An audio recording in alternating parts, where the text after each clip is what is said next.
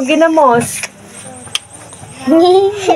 Magbasa ta din mo, magwapo dira ha. Magbasa ta.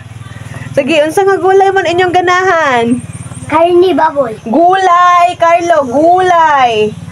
Gulay. Ikaw, Kurt, unsa dili mag-anahan dira? Unsa yung ganahan nga gulay? Ngayong araw ay samahan niyo ako sa ating day 5 as a student teacher. Get ready with me. So ayan ha, gising lang natin.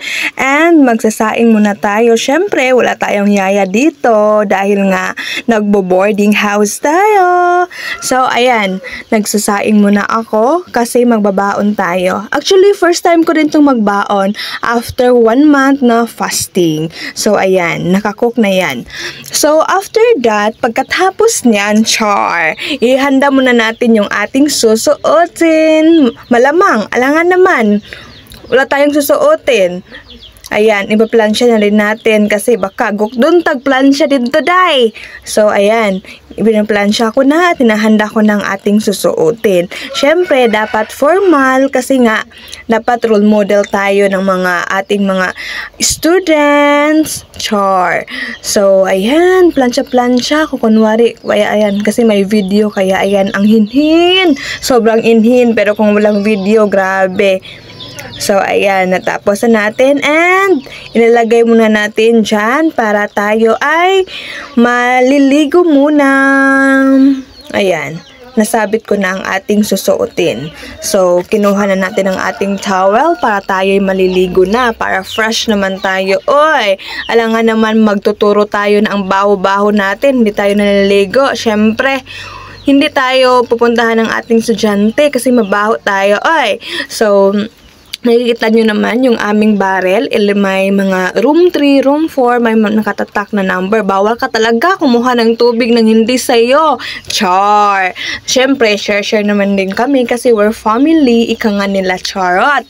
So, ayan, siyempre, nag-boarding house tayo. Tiis-tiis muna, konti-konting water. Kasi nga, ang dami pa naming maliligo. Siyempre, ayan, magpipila muna tayo dahil punuan yung ating CR. So, ayan, buhay borders. So, fast forward, ayan, nakabihis na tayo. Siyempre, mag-aayos na naman tayo kasi nga, kailangan maganda naman tayo sa paningin ng ating mga estudyante, hindi lang paningin sa ating jowa. Charot! So, ayan, diba, sanabi ko sa inyo kanina, first time natin magbabaon. So, ayan. Actually, char, parang napaka-yummy ng ating ang ating pagkain. Actually, kagabi pa yan at nimekos-mekos ko lang para may matitira pa tayong pang morning and pang lunch natin. Alam niyo naman, buhay estudyante, mahirap talaga, lalo na ayan, konti lang yung allowance natin. Kailangan nating pagkasyahin. So, ayan, idusok pa dyan, day. Kay walay rice cooker dito, walay only rice. Idusok pa dyan. So, ayan. Actually, vegetable po yan at aking mekos para, ayan, mukha siyang masarap tingnan. Pero vegetable po yan. And may konti tayong, natira kagabi na chicken. So, ayan, binaon na din natin. Ayan naman. Tingnan nyo yung ating lunch ngayon. First time natin magbaon kasi after 1 week, charot, fasting. So, ayan. Alis na tayo kasi nga late na kami. Late na kami sobra. So, ayan, tignan nyo naman. Charot, paalis-alis. Naghihintay po kami ng aming masasakyan kasi nga hindi yan na-hike. Alamang, ang layo-layo ng aming pupuntahan kung saan kami nagtuturo. Ang layo-layo talaga nun. Kaya, ayan, kailangan namin sumakay. Andiyan na yung ating sasakyan. And sasakay na rin tayo. Diba? Diba? Konti lang kami kasi nga, hindi kami isang bahay lang. So, kailangan pa namin hintayin yung iba para naman makakapunta na kami. Tignan nyo naman. Ang gaganda ng mga kasama ko. Charot! Hi, Manang! Goodbye muna. Goodbye, MSU! Pupunta muna kaming Compostela para kami ay magtuturo doon. i-share namin yung aming natutunan. Char! Sana all may natutunan. Goodbye, Purok 13! So, ayan. On the way na kami, Compostela! Napakahirap talaga mag-voice over. Oy, nakakawala ng wala na akong masasabi. Ayan na yung ating teacher, Noeline. So, ayan, on the way na po kami sa aming, ano ba yan, oy? Kung saan kami nagtuturo doon sa Compostela. Tingnan niyo naman yung daan. Mga, I think, estimated 10 minutes or 15 bago namin marating yung aming mapupuntahan. Welcome to Barangay Compostela! So, ayan.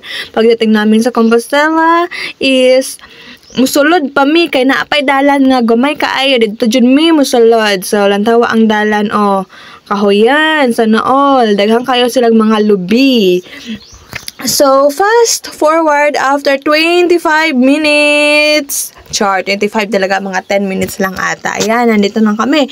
Nakarating na rin kami sa wakas. Char, singer yarn. So, ayan. Actually, 8:04 na kami dumating dito. 4 minutes late kami. Char. So, ayan. So, everyday routine namin kapag kami nag-duty, ayan, pumapasok na kami sa kanilang gate. Alangan naman saan kami papasok. Uy, lilipad kami, charot! So, ayan, ito yung campus nila. Tingnan nyo naman, konti lang yung mga students dito. So, everyday routine, pumupunta kami kung saan kami na-assign. Sa hindi pa nakakaalam, na-assign po pala ako dito sa grade 1. Grade 1, ang dami nila. Grade 1 pa naman. Carry on. Kasi ang babait nila.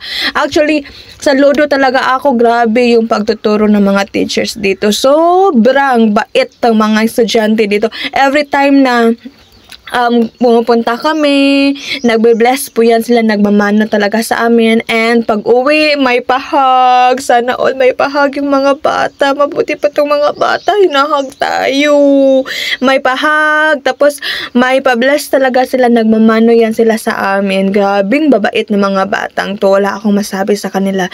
Grabe yung pag-mold, pagtuturo sa kanila ng mga teachers dito, saludo talaga kami sa kanila.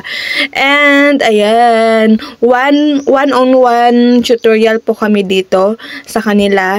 Ito na rin yung way namin sa pag-help. Actually, sa mga baka akala ninyo is OJT namin to or practicum, hindi po. Dahil third year pa lang kami, third year, second sem summer namin. Tapos na po kami sa aming OJT or practicum. Itong ginagawa namin po ay isang extension na lang.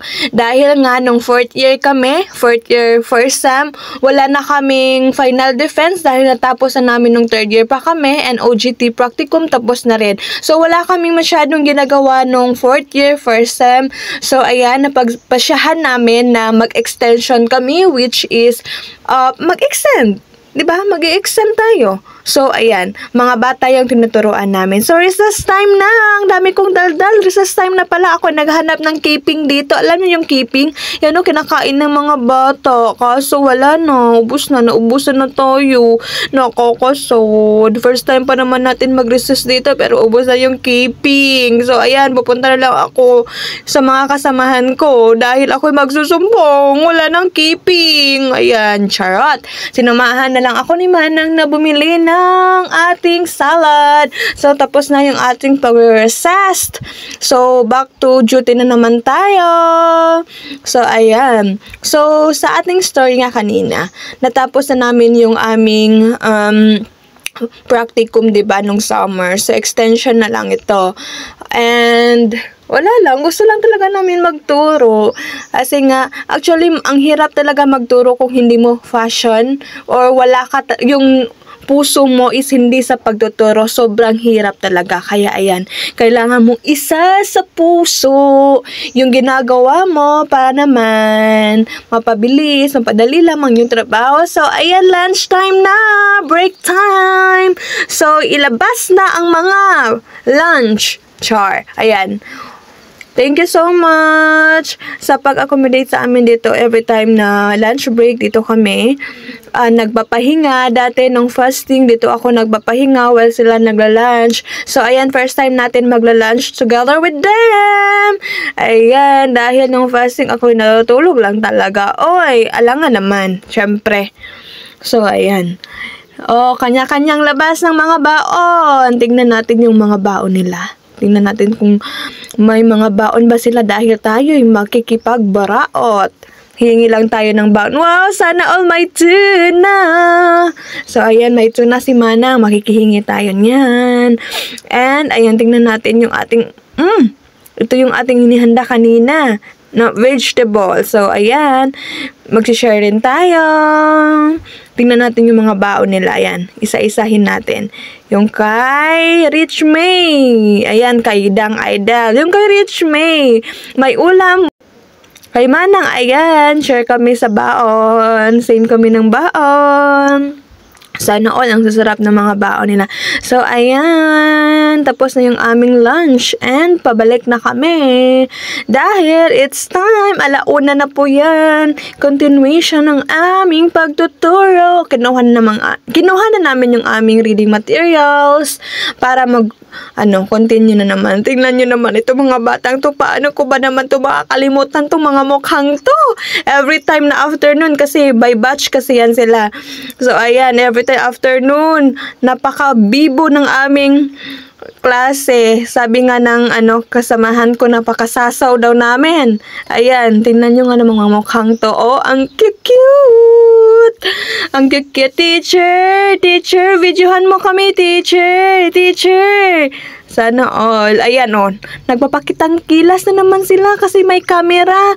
Teacher! Teacher! May camera, teacher! Videohan mo kami, teacher! Char! Ang cute ng mga batang to ay. So, ayan, tapos na kami sa aming one-on-one tutorial sa kanila sa pagbabasa. So, it's time na iuwi na nila. Actually, tinulungan din po namin sila sa pagbubuhat. Hindi naman po sila lahat nagbuhat nan. Kasi ang bibigat naman. No. So, it's time to uwi na. It's already 4 p.m.